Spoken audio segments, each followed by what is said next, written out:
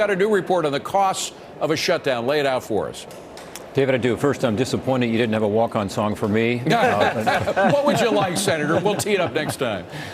Yeah, Stairway to Heaven, something like that. Okay. You know, something simple. All right. Yeah, look, these government shutdowns are stupid, and I think everybody realizes that now, but we wanted to put some numbers to it. So we did a 9-month investigation, got all the agencies to tell us how many lost hours there were. Guess what? 500 million lost hours of productivity. What the cost was to taxpayers.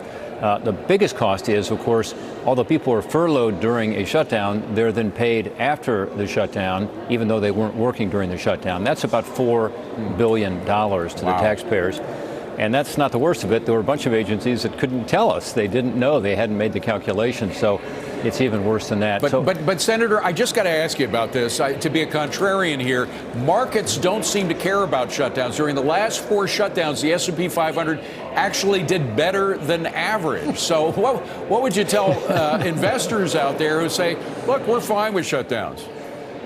Well, here's another data point that they won't like, and maybe they should have reacted more negatively because of this, but you know, economic growth in the first quarter was 3% now, revised. Should have been 3.5%, so there should have been a 4 to 5% increase, 0.5% increase in GDP growth. That's huge.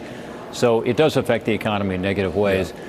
But you know, you have to look at this and say, why does Washington get in these situations? Because the reason it happens, of course, is we're not doing our work. We're not doing the annual appropriations bills. A lot of that's the partisan gridlock. We haven't, since 1997, done all the 12 spending bills. So then you do a short-term continuing resolution.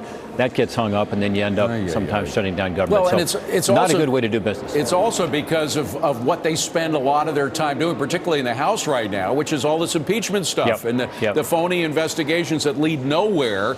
How much of that, let's take one example, the USMCA, the new Mexican-Canadian-U.S. trade deal. If we get that through, that will clearly increase our GDP. It's got sanctions in there that improve it enormously over the old NAFTA deal.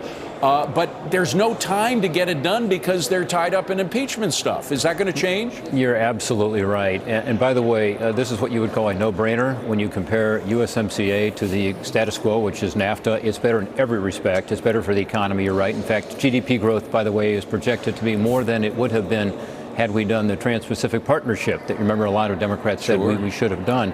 This is even a bigger GDP growth.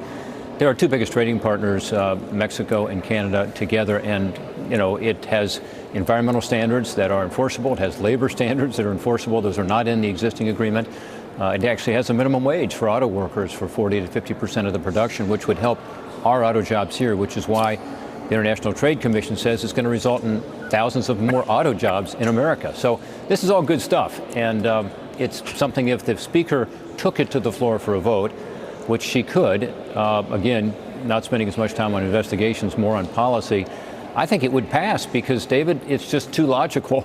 Even in this town, people would understand, here's the status quo, and here's a better agreement. Well, and it would also give us tremendous leverage in our negotiations with the Chinese. If they're afraid that we're cutting all these deals with our neighbors and people that we're ideologically closer to and spiritually closer to, then in fact that would put the pressure on them to come to a deal. But do you think there's any chance of getting a deal done before the election?